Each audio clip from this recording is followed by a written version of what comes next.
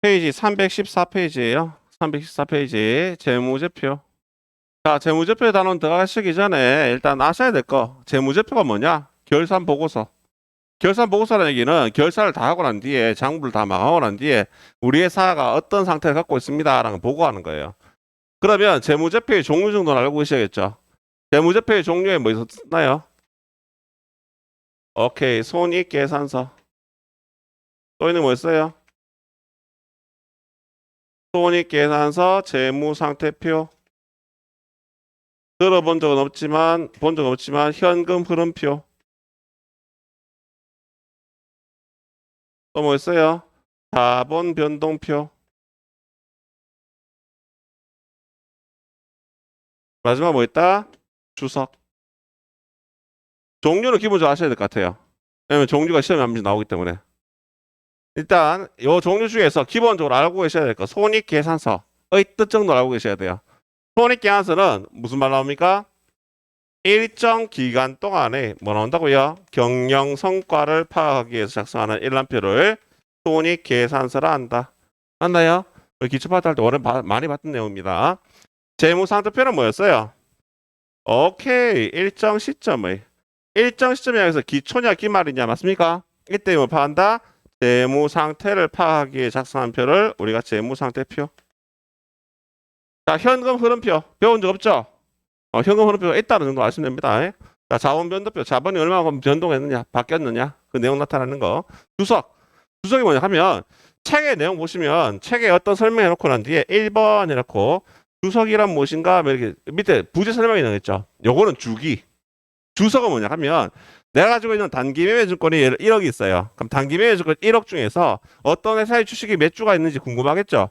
맞습니까? 이건 별도의 페이지를 뒤에 첨부했는 거. 이걸 뭐 한다? 주석이라고 합니다. 그럼 내가 소유하고 있는 단기 매매 증권 1억인데 그 중에 삼성전자의 주식이 뭐 1000주 곱하기 한 주당 뭐 3만 원짜리 얼마 뭐 이런 식으로 나가겠죠. 이런 식으로 적는 걸 주석이라고 합니다. 자, 1번입니다. 다음 중에 일반 기업회계율상 재무제표가 아닌 것은 당연히 몇 번입니까? 3번 재무상태 변동표 이런 말 없습니다. 하나 만들어 놓은 거예요. 정답은 3번입니다. 두 번째, 다음 중에 재무상태표에 대한 설명을 옳은 것으로 내놨습니다. 자, 옳은 것은 기업 실체에 대한 자본의 크기와 그 변동에 관한 정보를 제공하는 재무보고서이다. 이건 뭐 자본 변동표에 대한 내용인 것 같아요. 그죠? 자, 2번 재무상태표는 일정 시점 현재 기업 실체가 보유하고 있는 경제적인 자원인 자산과 경제적 의무인 부채 그리고 자본에 대한 정보를 제공하는 재무보고서이다. 답 몇 번이라고요? 2번이네요. 3번은 일정 기간, 4번도 일정 기간 동안이라는 말이 있으니까 얘들은 아니다라는 거 알 수 있겠네요. 정답은 2번. 3번. 다음 중에 재무상태표에 관련된 내용 중에서 틀린 것은 내었습니다. 재무상태표 첫 번째 1번 일정 시점에 기업의 재무상태를 나타내는 재무제표이다. 맞죠? 그죠? 재무상태표의 구성요소는 자산, 부채, 자본이다. 맞고요. 재무상태표는 자산은 부채 플러스 자본이라는 회계 등식에서 작성된 것을 얘기한다. 맞죠? 자, 일반 기업 회계 기준에서는 재무상태표만 비교식으로 작성하도록 규정. 재무상태표만 만 이래 들어가는 말은 잘못됐다고 생각하면 된다고 그랬습니다. 정답 1번 4번입니다. 4번 잘못됐다. 일단 재무상태표 기본적으로 생기는 건 어떻게 생긴지 아시죠? 재무상태표는 T자 계정 봤을 때 왼쪽 차변을 뭘 준다고요? 자산과 오른쪽에 뭐 있다고요? 부채와 자본이 있어요. 이게 가장 기본입니다. 그죠? 손익계산 차변은 뭐였습니까? 비용. 뭐였습니까? 수익. 이게 손익계산서죠. 요 정도 모양 머릿속에 딱 들어가 있어야 됩니다. 자, 4번입니다. 다음 중에 재무상태표 작성 기준에 대한 설명을 잘못된 것은 자산, 부채, 자본은 총액에 의해서 기재함을 원칙으로 한다. 총액주의라고 합니다. 총액주의의 반대말이 순액주의인데 우리는 총액주의의 원칙에 의합니다. 금액 다 적으라는 얘기예요. 자, 자산과 부채는 1년 기준으로 유동 항목과 비유동 항목으로 구분하는 것을 원칙으로 한다. 맞죠? 그죠? 우리가 계속 자산 구분했어요. 유동자산과 비유동자산 구분했습니다. 자, 자산과 부채는 유동성이 낮은 것부터 배열하는 것을 원칙으로 한다. 잘못된 것은 몇 번요? 3번. 유동성 배열의 원칙이라 해서 현금화 시키든지 써버리기 편한 것부터 먼저 적었죠. 그래서 유동성이 뭐 한 것부터 높은 것부터. 그래서 3번이 잘못된 것이다. 중요한 항목은 재무제표의 본문이나 주석에 그 내용을 잘 나타내서 구분해서 표시해야 된다. 구분 표시 원칙 뭐 이런 게 있습니다. 다섯 번째. 다음 중에 재무상대표 작성 기준에 대한 설명으로 옳은 것은 물었습니다. 자산과 부채의 상계 표시는 원칙적으로 허용된다. 상계 표시가 무슨 말입니까? 자산, 외상매출금 돈 받을 거 있어요. 외상매입금 돈 줄 거 있어요. 이 외상매출금과 외상매입금을 서로 상계 처리해버리고 나머지만 적는다. 말 돼요, 안 돼요? 안 되죠, 그죠? 다 적어야 됩니다. 자, 경영진은 재무제표 작성 시에 계속 기업으로서 존속 가능성을 평가해야 된다. 말 자체가 좀 어려운데, 자, 일단 넘어갈게요.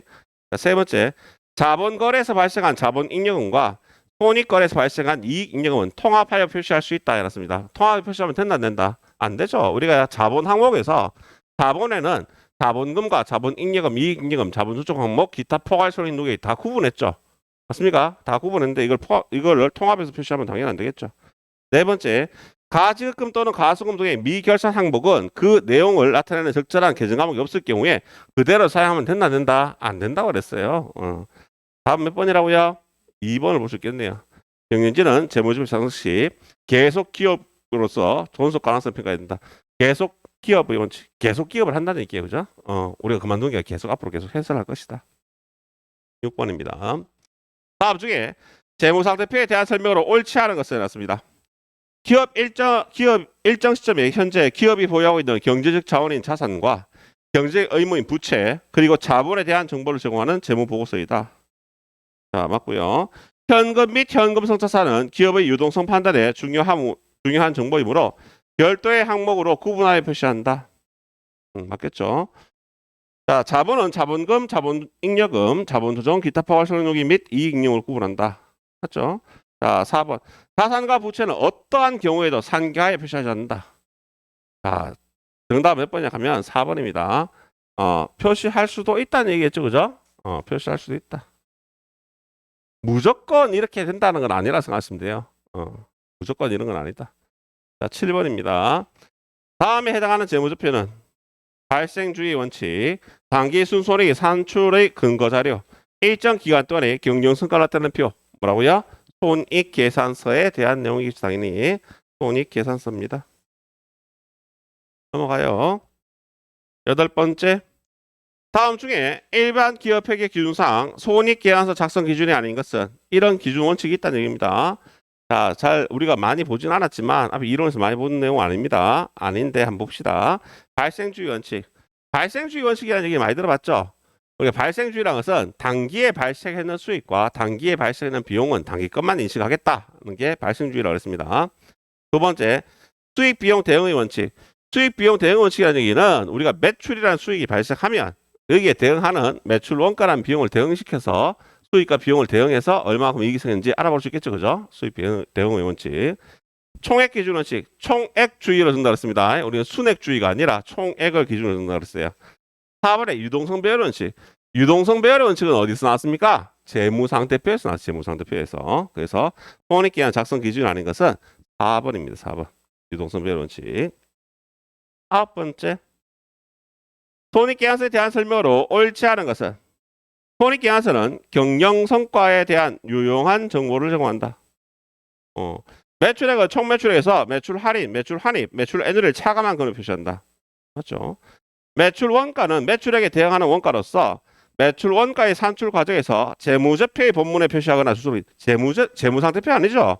재무상태표에 들어가는 게 아니고 어디 간다고요? 손익계산서에 들어가는 거죠. 잘못된 옳지 않은 건 몇 번? 3번입니다. 자, 포괄손익은 일정 기간 동안 주주와의 자본 거래를 제외한 모든 거래나 사건에 인식한 자본 변동을 얘기한다 해놨는데 포괄손익은 지금 거의 출제되지 않는 추세입니다. 이런 말도 있는갑다 생각하시면 됩니다. 자, 10번입니다.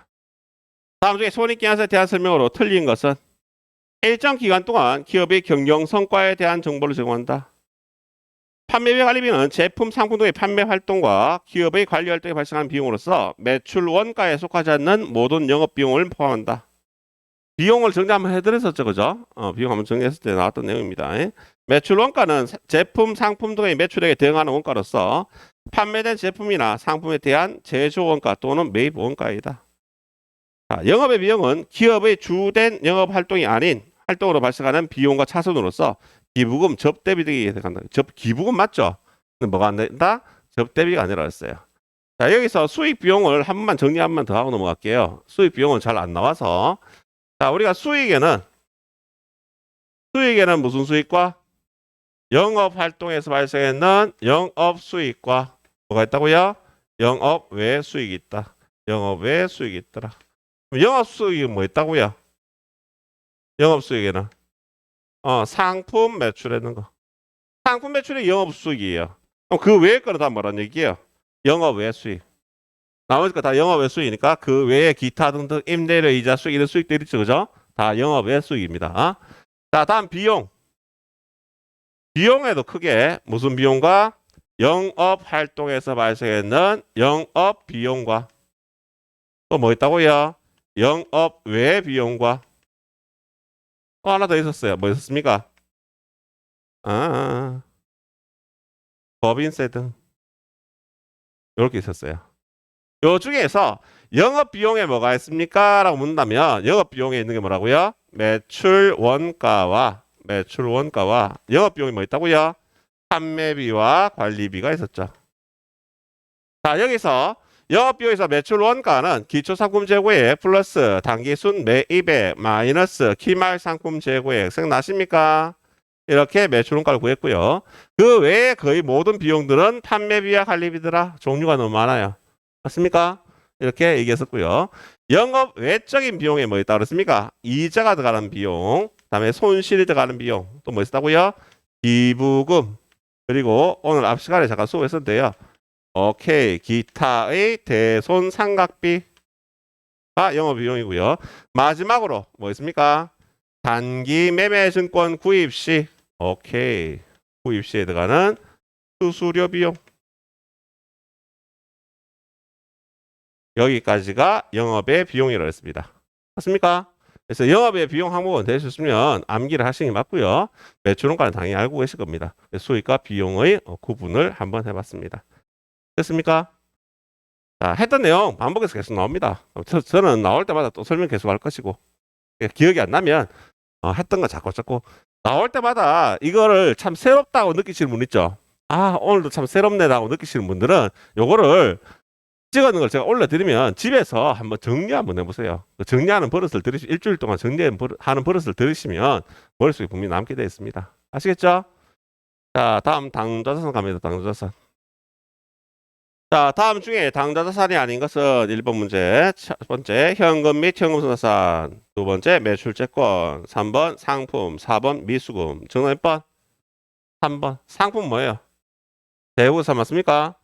자, 자산 구분하면 자산에는 유동과 비유동 구분하죠. 맞습니까? 그래서 유동자산 중에서는 당좌자산과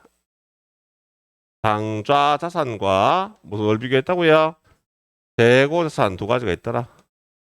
당좌자산의 종류가 너무 많아요. 당좌자산 굳이 외울 거 없이 재고자산만 알고 가자.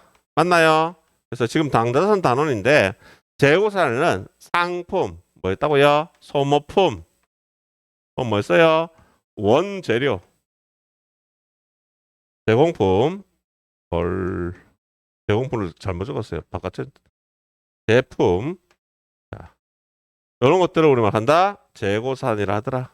그 정도만 기억하시면 됩니다. 근데 지금은 당좌자산에 대한 내용을 하고 있습니다. 자, 두 번째. 다음 중에 유동자산의 분류 기준으로 옳지 않은 것은 보호기간 종료일로부터 1년 초과의 사용 제한이 있는 현금 및 현금자산. 다음 몇 번입니까? 1번입니다. 1년 초과되니까. 맞나요? 이 돈을 우리가 이런 예금을 특정 현금과 예금이라 하는데 시험에 잘 나오진 않습니다. 전산에게 1급 시험에서 한 번 나왔습니다. 이때까지. 뭐 당좌거래 개설 보증금 뭐 이런 거 나왔었는데 매매 목적으로 보유하고 있는 자산은 단기 매매 매매 목적으로 단기 매매 목적으로 보유하고 있는 자산. 이게 뭐 사와는 물건 뭔지에 따라 다르겠네요. 그죠? 일단은 유동은 맞다는 얘기입니다. 보호기간 종료일로부터 1년 이내에 현금화 또는 실현될 것으로 예상되는 자산. 기업이 정상적인 영업 주기 내에 실현될 것으로 예상하거나 판매 목적으로 소비 목적으로 보유하고 있는 자산을 얘기한다. 나머지 맞으니까 1번이 잘못됐더라. 자, 3번입니다. 다음 계정 과목 중에 성격이 다른 것이 나왔습니다. 뭐 어떤 놈은 성격이 좋고 어떤 놈은 성격이 나쁩니까? 그런 거 아니죠. 그죠? 이런 문제는 자 1번 단기 매매증권, 2번 단기 대여금, 3번 미수금, 4번 선수금 되어 있는데 이런 문제는 시험에 나오면요. 일반 접해 가서 쳐보세요. 계산 과목을. 쳐보시면 단기 매매 증권이 107번입니까? 단기 매매 증권이 107번일 겁니다. 107번. 단기 대여금이 114번. 미수금이 120번이에요. 선수금은 259번에 걸릴 겁니다. 답은 4번이에요. 그냥. 차원 무조건 나오는 겁니다. 그래서 계산 과목 4개 나오면서 이게 뭐 성격이 좋은 거냐 나쁜 거냐 물어보는 문제가 나오면 무조건 쳐보시기 바랍니다. 알았죠? 쳐봐야지 실수 안 하겠죠. 넘어가도 되겠습니까? 자, 4번입니다. 다음 중 현금성 자산에 대한 설명을 옳지 않은 것은, 자, 여러분들 현금성 자산에 대한 내용이 많이 나오는데요. 시험 문제 보면 현금성 자산은 딴 거 생각할 필요 없어요. 딴 거 생각할 필요 없이 취득 당시, 취득 시 만기가 몇 개월? 3개월. 이 말이 제일 중요합니다. 취득 시 만기가 3개월. 이 말 나오면 현금성 자산이다. 옳지 않은 것은 큰 거래 비용 없이 현금으로 전환이 용이하다. 조건입니다. 이자율 변동에 따른 가치 변동 위험이 중요하지 않는다. 다음에 취득 당시 만기가 3개월 이내에 도래해야 된다. 조건이 다 붙었죠. 정답 몇 번? 4번입니다. 결산이 아닙니다. 결산이 현재 만기가 3개월 이런 얘기 아닙니다. 정답은 4번이다. 5번입니다. 다음 중에 현금 및 현금성 자산에 해당하지 않는 것은 현금 및 현금성 자산에는 현금, 당좌예금, 보통예금, 소액현금, 현금성 자산 이런 것들 다 통합해서 현금 및 현금성 자산이라고 했습니다. 첫 번째 통화, 당연히 현금이죠. 두 번째 송금, 수표 및 우편 환증서, 환자가 들어가는 것도 현금, 수표도 현금이라고 했습니다. 현금. 당좌예금 당연히 현금이면서 포함되겠죠. 그죠? 정답 몇 번? 4번입니다. 취득 당시 만기가 6개월인 금융상품, 얘는 단기 금융상품이죠. 현금 및 현금 자산이 아닙니다. 정답은 4번. 6번 갑니다. 다음은 현금 및 현금성 자산에 대한 설명이다. 하나에 들어갈 내용으로 옳은 것은 현금 및 현금 자산은 통화 및 타임 발행수표 등 통화 대용증권과 당좌예금, 보통예금 및 큰 거래 비용 없이 현금으로 전환이 용이하고 이자율 변동에 따른 가치 변동의 위험이, 그러니까 이자율이 변한다 하더라도 그 가치가 바뀌면 안 된다는 얘기죠. 그죠? 경미한 금융상품으로서 취득 당시 만기가 몇 개월? 3개월 이내인 것. 정답 몇 번? 1번입니다. 1번. 계속 나오죠. 현금성 자산에 관한 문제 제일 많이 나오는 취득 당시 만기가 3개월이냐? 이걸 구분할 줄 아느냐 모르냐? 이 문제가 계속 나옵니다. 자, 7번 문제입니다. 현금 과부족의 갈로 아래 설명으로 알맞은 것은 했습니다. 자, 이 현금 과부족 총계정책 났을 때 총계정 원장을 읽을 줄 아셔야 됩니다, 여러분들. 총계정 원장에 지금 나와 있는 계정이 현금 과부족 나와 있나요? 현금 과부족 계정 과목에 차변에 어떻게 됐어요? 10월 1일자 있습니까? 차변에 현금 8만 있어요? 8만 있고 대변은 모른다 이거죠? 맞나요? 대변은 12월 31일 날 갈로해서 8만 이렇게 됐어요. 이렇게 돼서 이게 장부가 원래는 이거 마감을 잘못 해놨습니다. 원래 마감은 계정 과목이 하나밖에 없어서 여기서 바로 마감이 돼요. 이렇게 원래 마감하는 겁니다. 그럼 이 말이 무슨 말이냐? 자, 일단은 요 첩의 왼쪽 차변의 날짜가 10월 1일자인가요? 맞습니까? 10월 01일자, 10월 1일자의 회계 처리를 한번 여러분들이 해볼 줄 아셔야 돼요. 무슨 말이냐 하면 대체 분계, 옮겨주는 분계를 해보면 이렇게 온다고 그랬죠. 무슨 말이냐면 10월 1일자의 분계를 원래는 어떻게 됐었다고? 차변의 계정하면 뭐 온다고요? 현금 과부족이 온다고. 맞습니까? 그럼 얼마만큼? 8만 원만큼. 대변은 뭐 같다고요? 현금 얼마? 8만 원. 이 분계를 우리가 분계하는 거를 전개해 준 게 이거라고. 현금 과부족 계정 차변에 상담하죠. 현금 8만 원. 맞습니까? 그럼 12월 31일 날 대변에 있는 거 12월 31일자 거래인데 12월 31일자 거래를 대체 분계를 하면 대변에 뭐가 없어진다고요? 대변에 현금 과부족이 없어진 거죠. 대변에 현금 과부족. 차변에 뭐가 오냐 이 말이죠. 기말 계산 시에 현금 과부족 8만 원만큼 원리마켓이지 않으면 이게 뭘로 처리해야 됩니까? 잡손실 처리, 잡손실. 그래서 정답 몇 번이에요? 3번? 결산 당일날 현금이 부족한 거 아니죠? 이건 답이 몇 번이라고요? 2번이죠, 2번. 결산 시 잠깐만. 결산 시까지 현 가구적 원인 8만 원 원인 밝히지 않아 잡수 누출했다. 이거고요. 장부상 잔액이 실제보다 8만 원 많은 것을 발견했다. 돈이 많았다는 얘기잖아요, 이거는. 장부상 잔액이 근데 얘가 묻는 건 뭐 물어요? 갈로 안에 얘 묻는다고 얘. 얘 묻고 있는 거죠. 맞습니까? 지문상의 내용은 이것도 맞긴 맞는데 그거는 뭐라고 해야 돼요? 10월 1일자 날짜에 대한 내용이죠. 지금 얘들이 묻는 건 12월 31일 날 이 날짜에 대한 내용 묻기 때문에 정확한 답은 2번이 맞다는 얘기죠. 되시겠습니까? 자, 8번 가요. 자, 3일에서 발생한 아래 거래를 분기할 때 차변의 계정값으로 옳게 작져진 것은 8월 13일 햇살은행에 7개월 만기로 정기예금에 가입하고 현금 100만 원을 예치했다. 7개월 만기래요. 그러면 현금 순서상 아니잖아요. 그죠? 그럼 단기 금융 상품이 맞겠네요. 이해가세요? 자, 다음 날 9월 20일자 만기가 12월 31일인 양도성 예금서를 50만 원 주겠다. 오늘 날짜가 9월 20일이죠. 자, 계산해 보자. 9월 20일부터 10월 20일, 11월, 12월 20일. 3개월 넘죠? 3개월 넘으니까 얘도 뭐라고요? 단기 금융 상품이라는 얘기예요. 다 볼게요. 10월 20일 날 거래처 호소에 1년 이내 상한 조건으로 현금 200만 원을 빌려줬다. 돈 빌려준 걸 간다고요? 대여금이죠. 답은 몇 번? 1번입니다. 1번. 뭐라고요? 자, 이해 안 가시는 부분 있으면 바로 얘기해 주세요. 오케이? 자, 9번 갑니다. 다음 중에 단기 매매 증권에 관한 설명으로 옳지 않은 것은 단기 매매 증권은 단기 매매 차익 실현을 목적으로 취득하며 시장성 유무와는 무관하다 이러는데 옳지 않은 건 몇 번이라고요? 1번입니다. 1번. 자, 여러분들 단기 매매 증권은 엔드 조건입니다. 엔드 조건은 둘 다 목적이 맞아야 된다는 얘기예요. 단기 매매 증권으로 우리가 회계 처리할 수 있는 거는 뭘 샀다고요? 주식이나 뭘 샀어요? 채권을 샀어요. 근데 조건이 붙습니다. 무슨 조건이 붙습니까?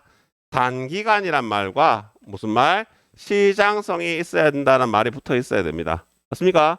두 가지 조건이 맞아야지만 단기 매매 증권이 될 수 있습니다. 자, 옳지 않은 것은 1번이고요. 2번에 보시면 단기 매매 증권 취득과 관련된 부대 비용은 단기 비용으로 인식한다. 맞죠? 수수료 비용, 영업 비용 처리하는 거. 자, 단기 매매 증권 기말에 공정 가치를 평가한다. 기말에 다시 평가해야 됩니다. 단기 매매 증권 평가 손익은 단기의 손익으로 인식한다. 네, 다 맞는 내용입니다. 자, 10번입니다. 다음 내용을 분기할 때 차변에 기입되는 내용으로 올바른 것은 단기간 내 매매 차익을 얻을 목적으로 상장 기업인 3일의 주식 100주를 주당 만원에 구입하고 100주를 주당 만원에 구입하면 얼마라고요? 100만원. 매입 수수료 3만원 포함해서 세금 지겠습니다. 차변은 뭐라 분기합니까? 단기 매매 증권 얼마? 100만원. 그리고 수수료 비용 얼마? 3만원. 아까 우리가 앞에서 적어놨죠? 앞에 적어놨습니다. 지금 영업의 비용 항목 단기 매매 증권 구입할 때 가는 수수료 비용은 영업의 비용이라는 비용으로 처리한다. 맞습니까? 이렇게 적어놨어요. 자, 11번 갑니다. 3일은 11월 14일 날 단기 투자 목적으로 주식회사 부산의 주식 100주를 주당 2만 원에 취득하였다. 이때 발생한 거래 주식 거래 수수료는 4만 원이다. 이건 수수료 비용 처리하는 건 상관없습니다. 결산 시 부산의 공정 가치가 주당 17,000원일 때 주식의 평가 손익이 오른 것은 자, 언제 구입했다고요? 11월 14일 날 구입했어요. 11월 14일 날 구입할 때 몇 주를 샀다고요? 100주. 얼마에? 한 장당 2만 원 상관 맞습니까? 얼마에 구입했다는 얘기예요? 200만 원에 구입했어요. 됐나요? 그런데 결산일인 12월 31일 날 수수료 준 거는요. 신경 쓸 필요 없죠. 단기 매매에 영향 끼치는 거 아니니까. 기말 결산 시에는 이 주식을 얼마로 평가했다고요? 평가했는데 기말에서 평가를 했는데 이 100주의 주식을 한 장당 17,000원으로 평가한 거죠. 그럼 얼마 되는 거예요? 170만 원 되는 거 맞습니까? 얼마짜리가? 200만 원짜리가 평가했을 때 얼마 됐다고? 170만 원. 가격이 올라와서 떨어졌어요. 떨어졌으니까 평가 손실이 발생했어요. 얼마만큼? 30만 원만큼 평가 손실이 발생했어요. 정답 몇 번? 3번 되겠네. 3번. 단기 매매 증권 평가 손실이 30만 원이다. 되시겠나요? 자, 12번째. 다음 단기매수과 관련된 내용이다. 이에 대한 설명 틀린 것은 자, 취득 날짜가 나옵니다. 취득 날짜 5월 며칠 날? 5월 25일 날 취득이 뭐예요? 다 왔다는 얘기죠. 자, 취득했습니다. 몇 주? 10주. 10주를 한 주에 얼마씩? 2만 원씩에 얼마에 샀다는 얘기입니까? 20만 원에 구입한 거 맞습니까? 구입했다가 언제 팔았어요? 5월 30일 날 처분 팔았다는 얘기죠. 몇 주를 팔았어요? 6주 팔았어요. 6주. 6주 곱하기 얼마씩 팔았습니까? 24,000에 팔았어요. 24,000에. 자, 계산해보면 6, 2는 12, 6, 4는 24. 얼마 나온다고요? 14만 4천 원에 매가겠습니다. 매가라고 적을게요. 매가라고. 그런데 4월 때는 이 6주는 얼마 주고 사온 주식이에요? 2만 원 주고 사온 주식이에요. 위에서 구입할 때 보면 요거 2만 원 사왔잖아요. 2만 원. 그래서 4월 때 2만 원 사온 주식이에요. 6인 얼마? 12만 원. 사온 가격을 다른 말로 우리가 장부가라고 불러요. 장부가. 장부의 가격 얼마짜리? 12만 원짜리를 얼마에 팔아먹었다고요? 14만 4천에 팔았어요. 하면 팔아먹고 손해봤어요? 이익 봤어요? 처분 이익이 얼마? 2만 4천 원만큼 처분 이익이 발생합니다. 됐나요? 자, 또 넘어갔어요. 다음 며칠 날? 12월 31일 날 평가합니다. 12월 31일 날 평가를 합니다. 몇 주가 남았어요? 10주 중에서 사왔는데 6주를 팔았으니까 4주 남았습니다. 4주, 4주 남았어요. 4주 곱하기 한 주의 평가는 얼마? 공정가치가 18,000원 돼요. 4일은 4, 4, 8은 32인가요? 72,000원 되게 72,000원. 이거 시중의 가격, 시가가 지금 72,000원 된는 얘기입니다. 그런데 이 4주는 사왔을 때 장부에는 얼마짜리예요? 오케이, 2만원짜리, 2만원짜리. 사올 때 2만원 사온 주식이잖아요, 2만원. 그럼 4인 얼마라고요? 8만원. 자, 장부의 가격 얼마짜리가? 8만원짜리가 시가가 72,000원 됐어요. 가격이 떨어졌어요? 올라왔어요? 떨어졌어요. 이건 팔았는 거 아니잖아. 평가하고 손해본 거죠. 평가 손실 얼마? 8,000원 생기겠죠. 자, 문제 한번 풀어볼까요? 자, 문제 보시면 틀린 것을 물었습니다. 평가 손실 얼마라고요? 8,000원. 1번 틀렸네. 2번 안 봐요. 처분 이익은 얼마라고요? 24,000원. 맞죠? 다음에 기말 재무상태에 표시되는 단기매매조건. 기말에 남는 거는 뭡니까? 기말에 남는 거는 이때 12월 30일 날 평가 있는 가격도 남겠죠? 맞나요? 사왔을 때는 8만 원짜리지만 지금 시중 가격이 72,000원, 72,000원 평가한 겁니다. 그래서 기말에 재무상태 표시되는 재무상태 표시되는 단기매매조건은 72,000원 맞고요. 자, 기말 현재 3일은 몇 주의 주식이 나와 있다? 4주를 보유하고 있다. 그렇죠? 10주 중에 6주 팔았으니까 4주를 보유하고 있다. 틀린 것은 1번이었습니다. 됐나요? 자, 넘어갑니다. 자, 13번. 다음은 주식회사 3일의 단기매매주가 처분 관련 자료이다. 2021년 8월 1일에 대한 단기매매주권의 처분 손익 얼마인가 물었습니다. 자, 일단 보시면 5월 1일 날 공인의 주식 몇 주를? 1000주를 주당 얼마에? 500원을 지도하고 매입 수수료 5,000원 포함해서 50만 5천을 지급했다. 신경 쓸 필요 없이 언제 구입했다고요? 5월 1일. 구입할 때 가격이 얼마라고요? 50만 원이라고. 되시겠죠? 50만 원에 구입한 거예요. 이거를 한 주당 얼마씩에 처분했다고요? 700원씩에 처분하고 수수료 만원을 차감한 잔액 69만 원은 보통예금 수령했다. 자, 8월 1일자에 분개를 한번 해볼까요? 8월 1일자는 팔고 난 뒤에 보통예금으로 수령했으니까 차변에 뭐가 들어온다고요? 보통예금이 들어오겠죠. 차변에 보통예금이 들어오는 거는 얼마를 받았다고 그랬어요? 69만 원 받았대요. 69만 원. 69만 원을 받았대요. 얘가 팔았던 단기 매매증권은 가지고 있는 단기 매매증권 팔았을 거 아니에요. 그러면 내가 사왔을 때 얼마 사왔다고? 50만 원 사왔는 거. 이 50만 원짜리 팔아야겠죠. 대비에 단기 매매증권 얼마짜리? 50만 원짜리 나간다는 얘기예요. 그럼 50만 원에 구입했던 걸 얼마 팔았다고? 69만 원에 팔았으니까 뭐가? 단기 매매증권 처분이익은 얼마? 처분이익은 19만 원 맞습니까? 이렇게 보면 이게 정답이죠. 그래서 처분이익 얼마라고요? 19만 원이 정답인데 원래는 오리지널이 그죠? 이 처분이익이 19만 원이 아니고 원래는 처분이익 얼마입니까? 처분이익은 20만 원이에요. 20만 원에서 뭘 뺐다고요? 처분 시 수수료를 만 원을 빼고 맞습니까? 우리가 실질적으로 이익 잡는 건 얼마라고요? 19만 원만큼만 이익을 잡아준 겁니다. 되시겠습니까? 자, 넘어가서 14번. 조금 지겨운가요? 살짝 한번 끊었다 갈까요? 자, 잠깐만 살짝 한번 끊었다 가겠습니다.